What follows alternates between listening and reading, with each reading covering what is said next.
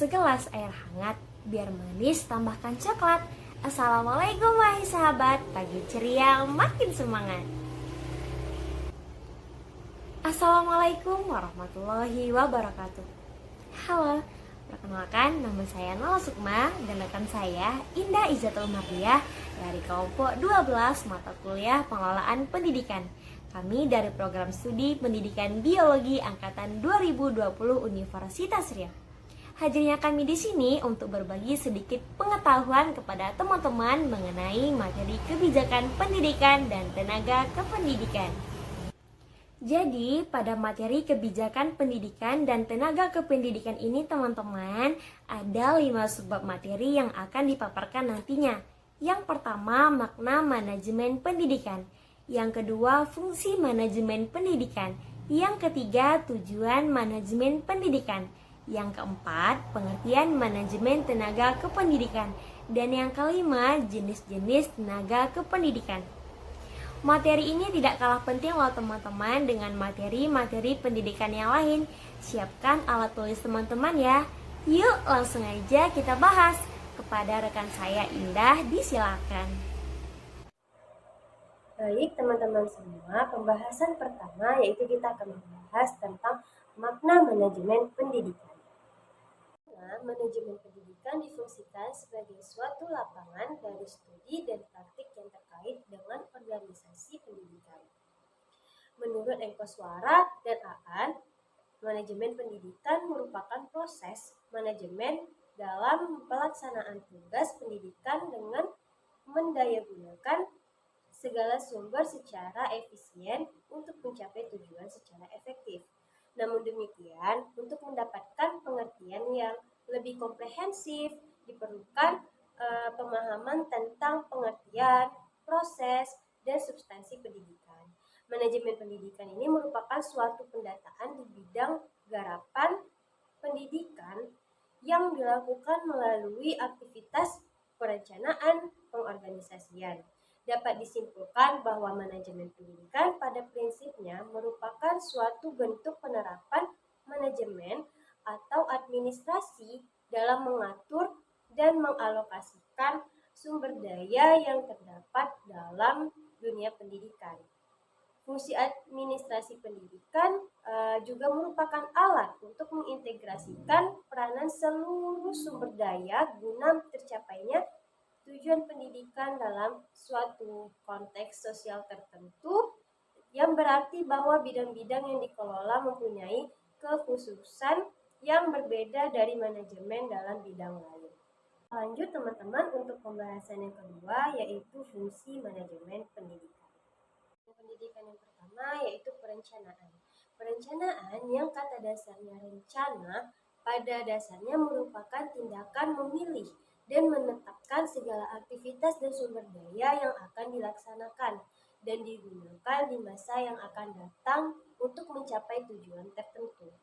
Perencanaan juga mengacu pada pemikiran dan penentuan apa yang akan kita lakukan di masa depan, bagaimana melakukannya, dan apa yang harus disediakan untuk melaksanakan aktivitas tersebut, untuk agar mencapai tujuan secara maksimal.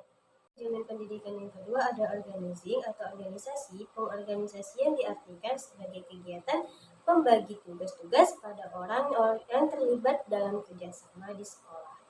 Efisiensi dalam pengorganisasian adalah pengakuan terhadap sekolah-sekolah pada penggunaan waktu dan uang dari sumber daya yang terbatas dalam mencapai tujuan, yaitu alat yang diperlukan, pengalokasian waktu, dana, dan sumber daya sekolah. Dan yang ketiga ada staffing atau penyusunan pegawai. Seperti fungsi-fungsi manajemen lainnya, staffing juga merupakan fungsi yang tidak kalah pentingnya. Tetapi agak berbeda dengan fungsi lainnya. Penekanan dari fungsi ini lebih difokuskan pada sumber daya yang akan melakukan kegiatan-kegiatan yang telah direncanakan dan diorganisasikan secara jelas pada fungsi perencanaan dan pengorganisasian. Yang keempat ada directing atau pengarahan.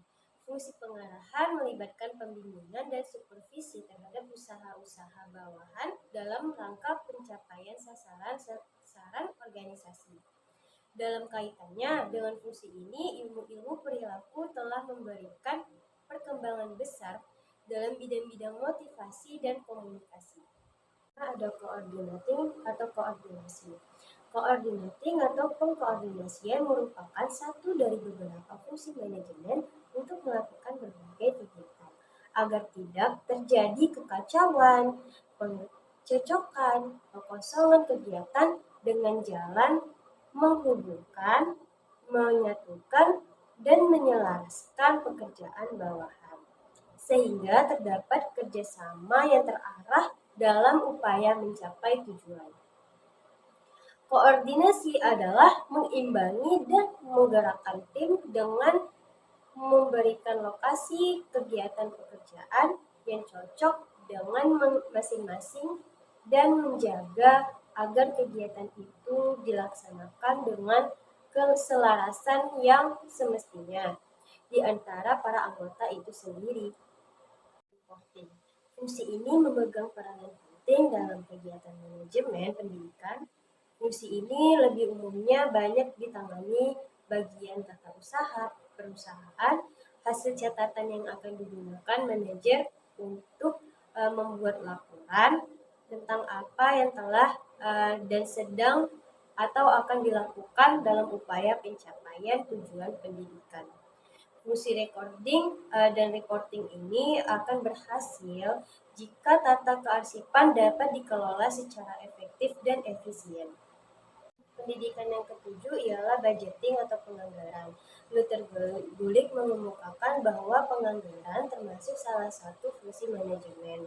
Penganggaran ialah fungsi yang berkenaan dengan pengendalian organisasi melalui perencanaan fiskal dan akuntansi. Sesuatu anggaran, baik APBN maupun APBD, menunjukkan dua hal. Yang pertama sebagai satu pertanyaan fiskal, dan kedua sebagai suatu mekanik. Yang terakhir ialah controlling atau pengawasan. Proses pengawasan mencatat perkembangan ke arah tujuan dan memungkinkan manajer mendeteksi penyimpangan dari perencanaan tepat pada waktunya untuk mengambil tindakan korektif sebelum terlambat. Melalui pengawasan yang efektif, roda organisasi, implementasi rencana, kebijakan, dan upaya pengendalian mutu dapat dilaksanakan dengan lebih baik. Kenyataan menunjukkan pengawasan dalam institusi pendidikan dilihat dari praktek menunjukkan tidak dikembangkan untuk mencapai efektivitas, efisiensi, dan produktivitas, tetapi lebih dititik beratkan pada kegiatan pendukung yang bersifat progress checking. Tentu saja hal yang demikian bukanlah jawaban yang tepat untuk mencapai visi dan misi pendidikan, yang dimana ujung-ujungnya perolehan mutu yang kompetitif menjadi tidak terwujud. Baik, untuk pembahasan yang ketiga ada tujuan manajemen pendidikan. Ketiga ada tujuan manajemen pendidikan. Menurut Uniarso dan Imam Ghazali, tujuan manajemen pendidikan ialah agar pelaksanaan suatu usaha dapat terencana secara sistematis dan dapat dievaluasi secara produktif, berkualitas, efektif, dan efisien. Selanjutnya bersama saya kita masuk materi yang keempat, yakni pengertian manajemen tenaga kependidikan. Menurut Undang-Undang Sistem Pendidikan Nasional Nomor 20 Tahun 2003 Bab 1 Pasal 1 Ayat 5 menyatakan bahwa tenaga kependidikan adalah anggota masyarakat yang mengabdikan diri dan diangkat untuk menunjang penyelenggaraan pendidikan, di mana tenaga kependidikan tersebut memenuhi syarat yang ditentukan oleh undang-undang yang berlaku, diangkat oleh pejabat yang berwenang, disertai tugas dalam satu jabatan dan digaji menurut aturan yang berlaku. Nah teman-teman, pembahasan kita selanjutnya di materi terakhir yaitu jenis-jenis tenaga kependidikan. Selanjutnya jenis-jenis tenaga kependidikan.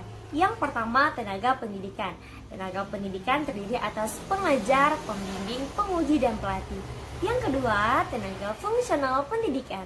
Tenaga fungsional pendidikan terdiri atas pemilik, pengawas, peneliti, dan pengembang di bidang pendidikan maupun di bidang pustakawan. Yang ketiga, tenaga teknis pendidikan. Tenaga teknis pendidikan ini terdiri atas laboran dan teknisi sumber belajar. Yang keempat, tenaga pengelola satuan pendidikan. Nah, tenaga pengelolaan satuan pendidikan ini terdiri atas kepala sekolah, direktur, ketua, rektor, dan pimpinan satuan pendidikan luar sekolah. Yang kelima, tenaga administratif. Tenaga administratif terdiri atas staf dan tata usaha. Semua materi sudah disampaikan, maka selesai sudah pertemuan kita pada kesempatan kali ini. Semoga teman-teman sekalian dapat memahami materi yang telah saya dan teman saya Indah tadi sampaikan. Dan semoga video ini bermanfaat untuk kita semua. Terima kasih telah menonton sampai selesai. Wassalamualaikum warahmatullahi wabarakatuh. Bye-bye.